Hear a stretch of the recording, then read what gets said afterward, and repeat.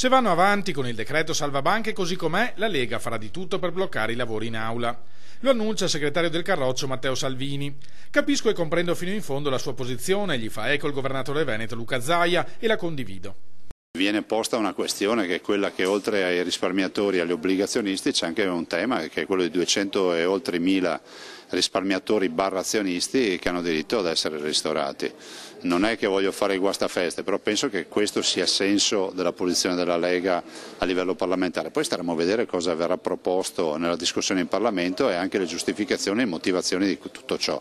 Voglio ricordare che noi abbiamo scoperto a nottetempo che queste banche erano sostanzialmente defunte e pensavamo qualche ora prima di avere ancora banche sane in mano.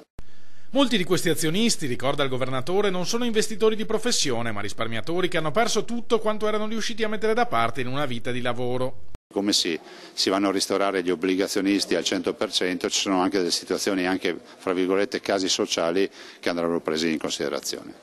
Sul decreto del governo si esprime anche il segretario del PD Matteo Renzi. La penso come Gentiloni, spiega, era una scelta legittima e doverosa nella situazione in cui si era.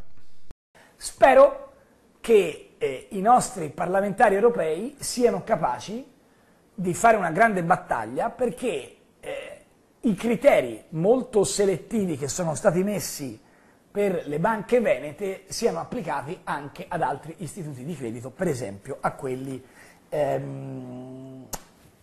di altri paesi del nord, per esempio a quelli tedeschi e non soltanto a quelli tedeschi. La decisione sulle banche venete non ha aggirato le regole, conferma intanto la commissaria europea alla concorrenza Margrethe Vestager. Il sistema di regole che abbiamo lascia spazio alle differenze dei diversi sistemi bancari e la Commissione europea è autorizzata dal legislatore a usare queste norme al servizio dell'economia.